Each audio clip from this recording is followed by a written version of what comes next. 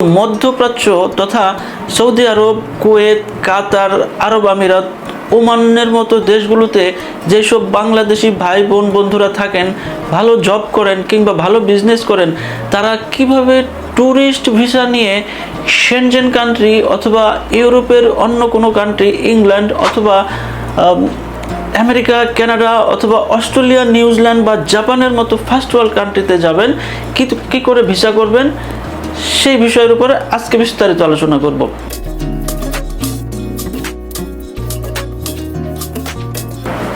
Hello বন্ধুরা, কেমন আছেন সবাই? আশা করি সবাই ভালো আছেন। ওয়ার্ল্ড ভিসা সলিউশনের আজকের মধ্যপ্রাচ্য বিষয়ক বিশেষ পর্বে আপনাদের সকলকে স্বাগত জানাচ্ছি। আমি মাহমুদুল হাসান। আজকের এই বিশেষ পর্বে আমি আলোচনা করব মধ্যপ্রাচ্য তথা সৌদি আরব, কুয়েত, কাতার, আরব আমিরাত, ওমানের মতো দেশগুলোতে যেসব বাংলাদেশি ভাই বোন বন্ধুরা থাকেন, ভালো জব করেন কিংবা ভালো বিজনেস করেন, তারা কিভাবে ট্যুরিস্ট ভিসা নিয়ে শেনজেন কান্ট্রি অথবা ইউরোপের অন্য কোনো কান্ট্রি, ইংল্যান্ড অথবা আমেরিকা, কানাডা অথবা অস্ট্রেলিয়া, নিউজিল্যান্ড বা জাপানের মতো ফার্স্ট ওয়ার্ল্ড কান্ট্রিতে যাবেন, কী করে ভিসা করবেন, সেই বিষয়ের উপরে আজকে বিস্তারিত আলোচনা করব। আমি রিসেন্টলি একজনের সৌদি প্রবাসী ভাইয়ের ইংল্যান্ডের ভিসা করেছি। আমি কিভাবে ভিসা করেছি আমি বিস্তারিত বলবো এই ভিডিওর শেষে। আমাদের সকলেরই ধারণা, যাদের পাসপোর্টে একবার মিডল ইস্টের কোনো দেশের ভিসা লেগে যায়, তার পাসপোর্টে আর কখনো ফার্স্ট ওয়ার্ল্ড কান্ট্রির ট্যুরিস্ট ভিসা লাগানো সম্ভব না। বাংলাদেশের যে সমস্ত ভিসা এজেন্সিগুলো আছেন, তারাও এই ধরনের কথা বলে থাকেন, অথবা যারা ভিসা এক্সপার্ট আছেন, যারা ইউটিউবে কিংবা ফেসবুকে বিভিন্ন ভিডিও বানান, তারাও এই ধরনের কথাই বলে থাকেন। কিন্তু বাস্তবতা কিন্তু ভিন্ন। আপনি যদি সঠিক প্রসেসের মাধ্যমে অ্যাপ্লাই করতে পারেন এবং আপনি যদি কৌশলে আপনার দুর্বলতাটাকে শক্তিতে পরিণত করতে পারেন, তাহলে আপনিও পেতে পারেন ফার্স্ট ওয়ার্ল্ড কান্ট্রির যে কোনো দেশের ভিসা।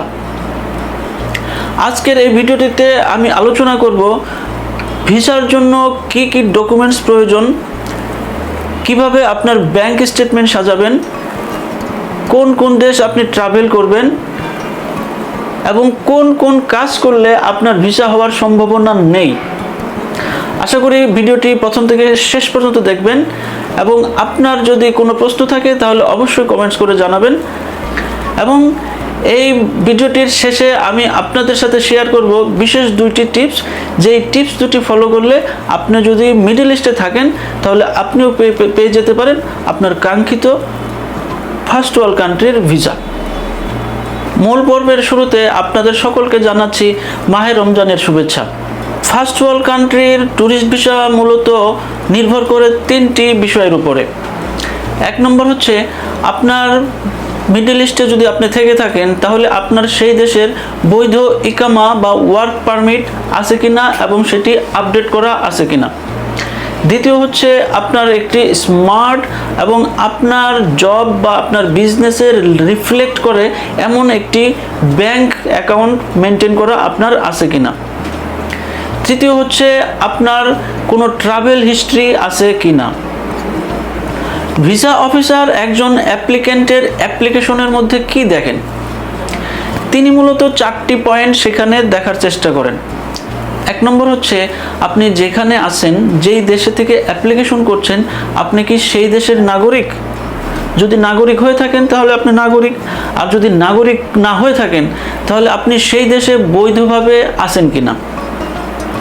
দ্বিতীয় যে জিনিসটি তিনি দেখার চেষ্টা করেন সেটি হচ্ছে আপনার প্রফেশন, অর্থাৎ আপনি যেই প্রফেশনে আছেন সেই প্রফেশনটির ভ্যালু কতটুকু, সামাজিক মর্যাদা কতটুকু। তিন নম্বর হচ্ছে আপনার ফাইন্যান্সিয়াল স্ট্যাবিলিটি, অর্থাৎ আপনি যেই জব করেন কিংবা বিজনেস করেন অথবা মান্থলি যেই আর্ন করেন, সেই আর্নটা, সেই ইনকামটা কতটুকু আপনাকে সামাজিক ভ্যালু দিচ্ছে বা আপনার প্রয়োজন মিট করতে পারছে। মধ্যপ্রাচ্যের দেশসমূহ থেকে আপনি ফার্স্ট ওয়ার্ল্ড কান্ট্রির কোন কোন দেশের ভিসার জন্য আপনি অ্যাপ্লিকেশন করতে পারবেন। আনন্দের খবর হচ্ছে, মধ্যপ্রাচ্যের প্রায় সব দেশেই ফার্স্ট ওয়ার্ল্ড কান্ট্রির এম্বাসি রয়েছে।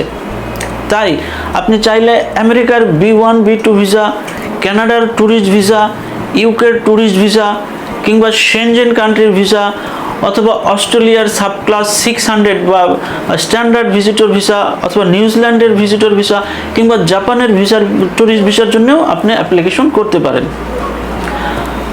আর একটা গুরুত্বপূর্ণ বিষয় হচ্ছে, আপনি মধ্যপ্রাচ্যে যদি থাকেন এবং মধ্যপ্রাচ্যের সব দেশেই যাওয়ার যদি আপনার পারমিশন থাকে, তারপরও আপনাকে অ্যাপ্লাই করতে হবে আপনার যেই দেশের রেসিডেন্স পারমিট আছে সেই দেশে। অর্থাৎ আপনার যদি সৌদি আরবের রেসিডেন্স পারমিট থাকে, তাহলে সৌদি আরবে ফার্স্ট ওয়ার্ল্ড কান্ট্রির যেই সব দেশের অ্যাম্বাসি রয়েছে কিংবা VFS সেন্টার রয়েছে সেই দেশের জন্য আপনি সৌদি আরবে থেকেই অ্যাপ্লাই করবেন। কিংবা আপনি যদি কুয়েতে থাকেন কিংবা আরব আমিরাতে থাকেন, তাহলে সেই সমস্ত দেশে যেই সব দেশের অ্যাম্বাসি বা VFS সেন্টার রয়েছে সেই সব দেশেই আপনি অ্যাপ্লিকেশন করতে পারেন। এখানে আরেকটি গুরুত্বপূর্ণ প্রশ্ন অনেকেই করে থাকেন, সেটি হচ্ছে আমার কি বাংলাদেশে এসে তারপরে ট্যুরিস্ট ভিসার জন্য অ্যাপ্লাই করতে হবে? দেখেন, এই ক্ষেত্রে বিষয়টি হচ্ছে আপনার বাংলাদেশে আসাটা ম্যান্ডেটরি নয়, অর্থাৎ আসতেই হবে এমন কোনো বিষয় নয়, যদি আপনার মিডল ইস্টের পেপারসগুলো সব ঠিকঠাক থাকে।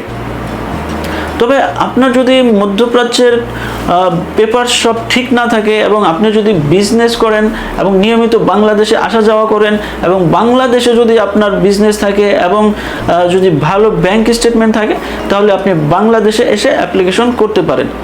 আদারওয়াইজ আপনি মিডল ইস্টেই আপনি আপনার ভিসার জন্য অ্যাপ্লাই করতে পারেন।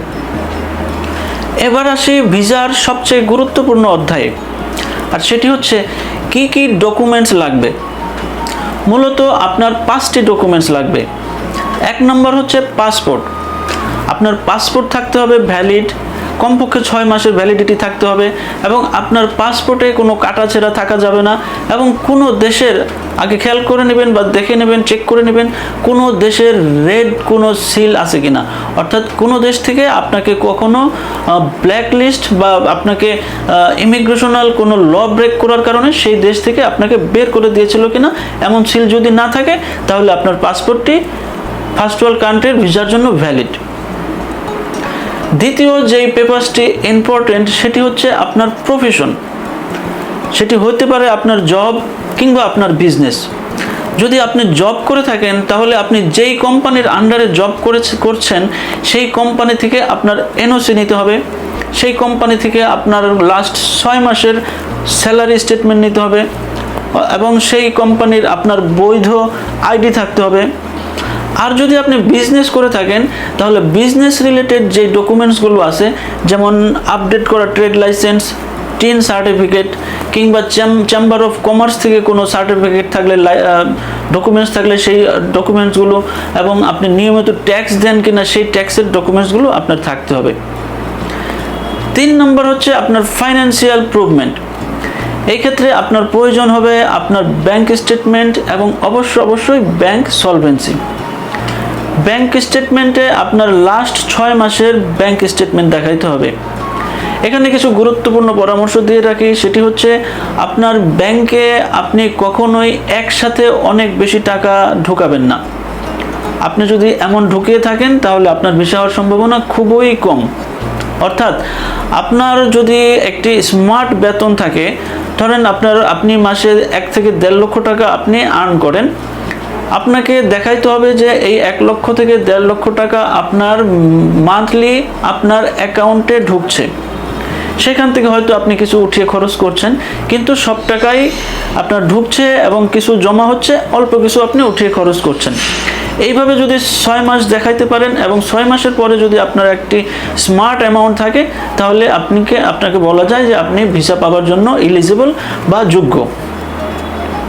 আপনি যদি একসাথে অনেক বেশি টাকা ঢুকিয়ে ফেলেন, যেমন অনেকেই যেটা করে যে ইন্টারভিউ ফেস করার আগে বা অ্যাপ্লিকেশনের 15 দিন বা 1 সপ্তাহ আগে একসাথে অনেক বেশি টাকা ঢুকায়, তখন সেই অ্যাপ্লিকেশনগুলো ভিসা অফিসার মনেই করে বা ধরেই নেয় যে সে ভিসা নেওয়ার জন্য এই টাকাগুলো ঢুকিয়েছে, মূলত এই টাকাটি তার না। তাই স্মার্ট ব্যাংক স্টেটমেন্টের জন্য আপনি আপনার প্রিভিয়াস 6 মাস অর্থাৎ গত 6 মাসের স্টেটমেন্টটি খুব সুন্দর করে স্মার্টলি আপনার চাকরি বা আপনার ব্যবসার সাথে সামঞ্জস্য রেখে তৈরি করবেন, তাহলে ভিসা হওয়ার সম্ভাবনা অনেক বেশি। 4 নম্বর হচ্ছে, আপনি যেহেতু মিডল ইস্টে আছেন, তাহলে সেই দেশের আপনার রেসিডেন্স পারমিট বা ওয়ার্ক পারমিট এটি অবশ্যই আপডেট করা থাকতে হবে।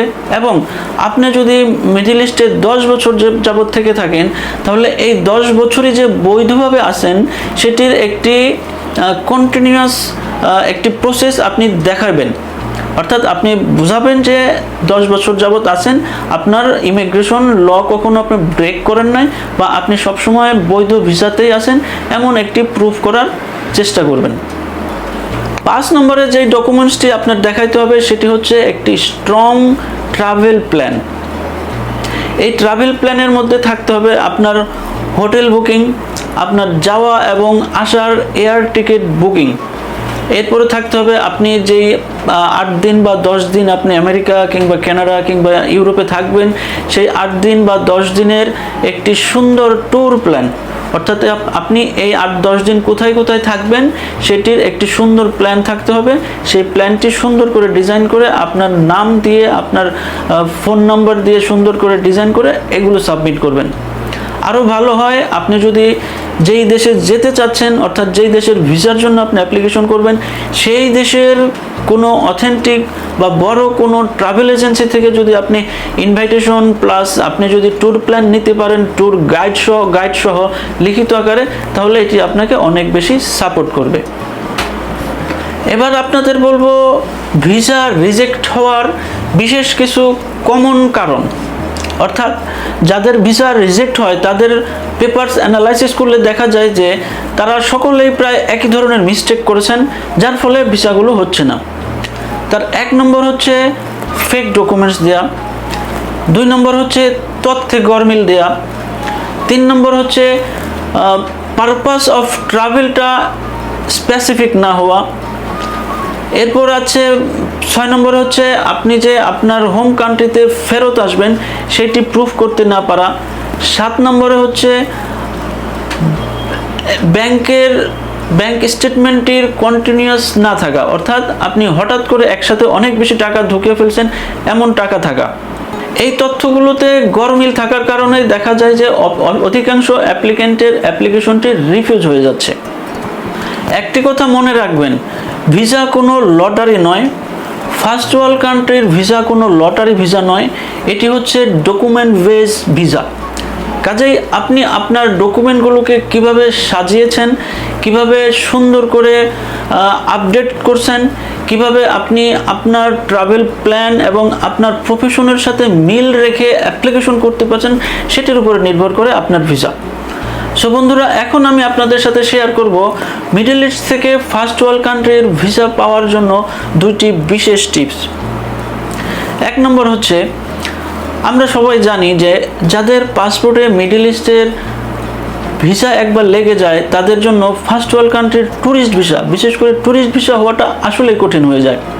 কারণ আমেরিকা কিংবা কানাডা কিংবা অস্ট্রেলিয়া বোঝায় যে যেহেতু সে মিডল ইস্টে কাজ করে, তাহলে অবশ্যই সে আমার দেশে আসলে সে আমার দেশে থেকে যাওয়ার চেষ্টা করবে। ঠিক এই কারণেই তারা আমাদেরকে ভিসাগুলো দিতে চায় না।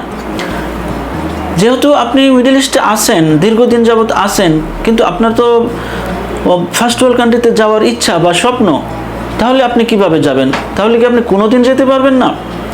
ঠিক এই বিষয়টির উপরে আমি আপনাদের কিছু বিশেষ পরামর্শ দিচ্ছি, যেই পরামর্শটি আমি বলতে পারি, চ্যালেঞ্জ দিয়ে বলতে পারি, বাংলাদেশের কোনো ভিসা এক্সপার্ট কিংবা এজেন্সি বলতে পারবে না বা কখনো কাউকে বলেনি।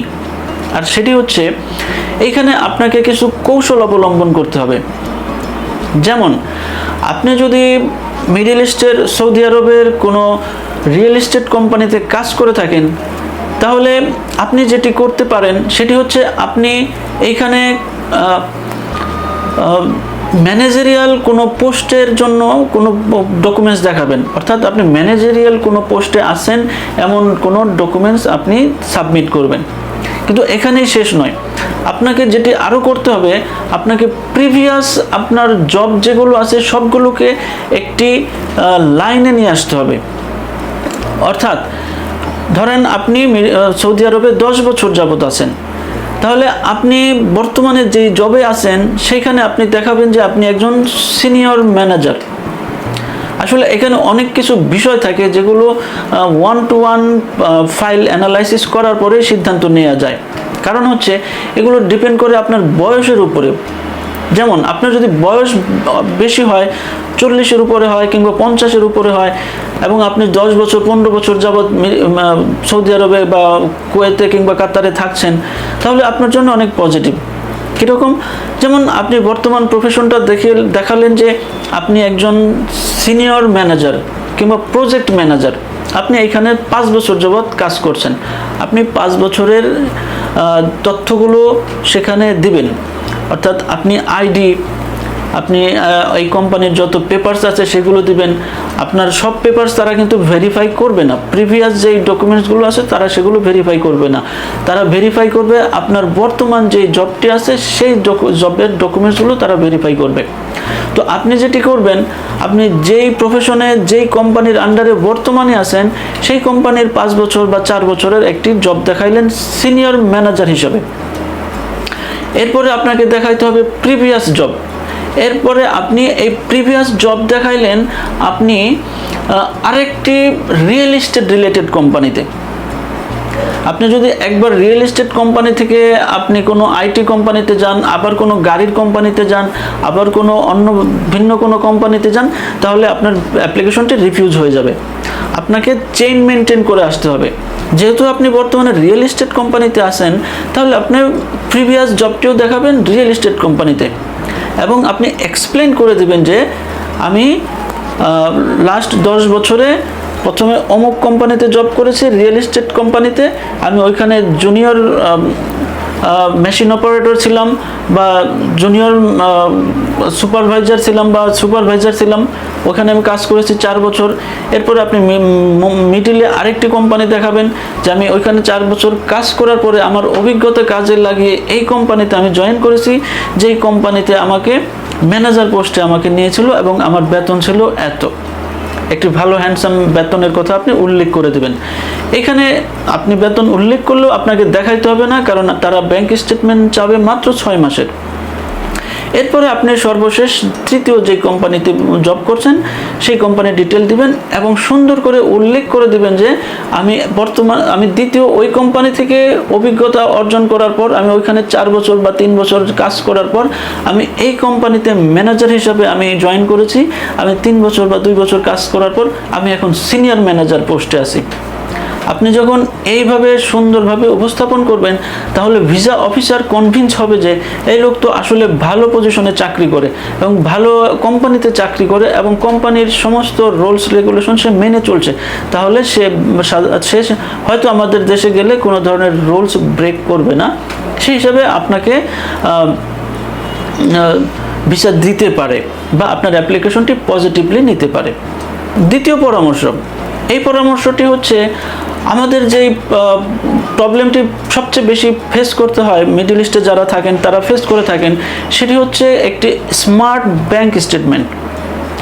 স্মার্ট ব্যাংক স্টেটমেন্ট বলতে আমরা যেটা বুঝি, আপনি যেহেতু ফার্স্ট ওয়ার্ল্ড কান্ট্রি আমেরিকার জন্য বা কানাডার জন্য বা ইউরোপের সেনজেন কান্ট্রির জন্য অ্যাপ্লিকেশন করবেন, আপনাকে কমপক্ষে ব্যাংকে 10 থেকে 12 লাখ টাকা দেখাইতে হবে।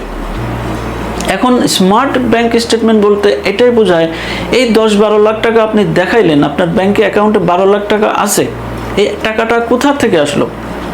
এখন আপনি এম্বাসি ফেস করার 1 মাস আগে বা 2 মাস আগে বা 15 দিন আগে যদি আপনি 5 লাখ টাকা ঢুকান বা 6 লাখ টাকা ঢুকান, তাহলে তারা ধরে নেবে যে আপনি ভিসার জন্য এই টাকাগুলো ঢুকিয়েছেন, টাকাগুলো মূলত আপনার নয়। তাই আপনাদের জন্য আমার যে পরামর্শটি হচ্ছে সেটি হচ্ছে, আপনি যারা মধ্যপ্রাচ্যের জন্য অ্যাপ্লিকেশন করবেন তারা কমপক্ষে 7 মাস সময় হাতে নেবেন, অর্থাৎ 7 মাসের প্রস্তুতি নেবেন। এরপরে যেটি করবেন, আপনি আপনার অ্যাকাউন্টে ধরেন আজকে থেকে 7 মাস পরে আপনি অ্যাপ্লিকেশন করবেন, তাহলে আপনি যেটি করবেন, আজকে আপনার অ্যাকাউন্টে 5 থেকে 6 লাখ টাকা ঢোকাবেন। এরপরে প্রতি মাসে 1 থেকে 1.5 লাখ টাকা আপনি আপনার অ্যাকাউন্টে ঢোকাবেন। এই ধরেন 1.5 লাখ টাকা ঢুকাইলেন, সেখান থেকে আপনি কিছু টাকা উঠিয়ে আপনি খরচ করতে পারেন। তাহলে আপনার যদি 5 লাখ টাকা জমা থাকে, 1 মাস পরে আপনার অ্যাকাউন্টে হলো 6.5 লাখ টাকা, পরের মাসে আরও 1.5 লাখ টাকা ঢোকাবেন। সেখান থেকে যেহেতু আপনার মান্থলি কিছু খরচ 10,000 20,000 টাকা উঠাইতে পারেন, সেক্ষেত্রে আপনার আরও 1 লাখ টাকা আপনার জমা থেকে যাবে, খরচের পরেও জমা থেকে যাবে। তাহলে 2 মাস পরে আপনার ব্যাংকে টাকা হলো 7 লাখ টাকা। আপনি এইভাবে 6 মাস কন্টিনিউ করবেন। তাহলে কি হবে, আপনি যে 6 মাসের ব্যাংক স্টেটমেন্টটি উঠাবেন, তাহলে প্রথম যেই ডেটটা আসবে সেই ডেটেও আপনার কমপক্ষে 5 লাখ টাকা জমা থাকতেছে এবং লাস্টে থাকতেছে আপনার 10, 11 কিংবা 12 লাখ টাকা।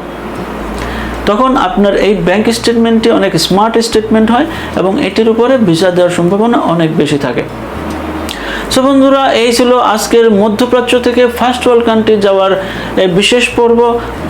আশা করি ভিডিওটি সবার ভালো লেগেছে। যদি ভিডিওটি ভালো লেগে থাকে তাহলে অবশ্যই একটি লাইক করবেন এবং আমার চ্যানেলটি সাবস্ক্রাইব করবেন, এবং আপনার যদি কোনো জিজ্ঞাসা থাকে তাহলে অবশ্যই কমেন্টসে জানাবেন এবং আপনি কোন দেশ থেকে ভিডিওটি দেখছেন এবং আপনার কী ধরনের পরামর্শ দরকার সেই বিষয়টি আমাকে কমেন্টস করে জানাবেন। আমি আপনাকে আমার সাধ্য অনুযায়ী পরামর্শ দিয়ে আপনাদের সহযোগিতা করার চেষ্টা করব। সবাই ভালো থাকবেন, সুস্থ থাকবেন, নিরাপদ থাকবেন। ধন্যবাদ।